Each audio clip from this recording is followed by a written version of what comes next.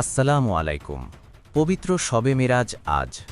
ইসলামের ইতিহাস অনুযায়ী হজরত মুহাম্মদ সাল্লাল্লাহু আলাইহি ওয়াসাল্লামের নবুয়তের 10ম বছরে অথবা 621 খ্রিস্টাব্দের এক রাতে তিনি কাবা শরীফ থেকে জেরুজালেমের বাইতুল মুকাদ্দাস বা আল আকসা মসজিদে গমন করেন।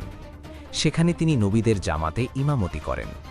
তার মসজিদুল আকসা গমনের এই ঘটনাকে কুরআনের ভাষায় ইসরা বলা হয়। সেখান থেকে তিনি বোরাক নামের বিশেষ বাহনে আসীন হয়ে ঊর্ধ্বাকাশে গমন করেন, যাকে বলা হয় পবিত্র মেরাজ। মেরাজের ঘটনার মধ্য দিয়েই সালাত বা নামাজ মুসলমানদের জন্য ফরজ করা হয়।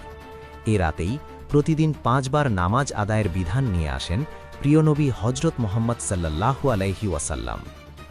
পৃথিবীতে যত নবী ও রাসূলগণ এসেছেন, কেউ আল্লাহর সাথে সরাসরি সাক্ষাৎ পাননি।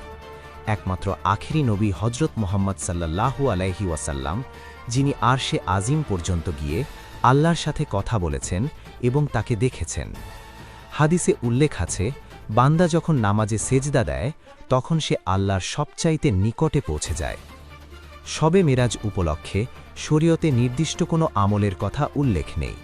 তবে রজব মাসের 27 তারিখের এই রজনীতে ধর্মপ্রাণ মুসল্লিরা নফল ইবাদত ও রোজা রাখেন।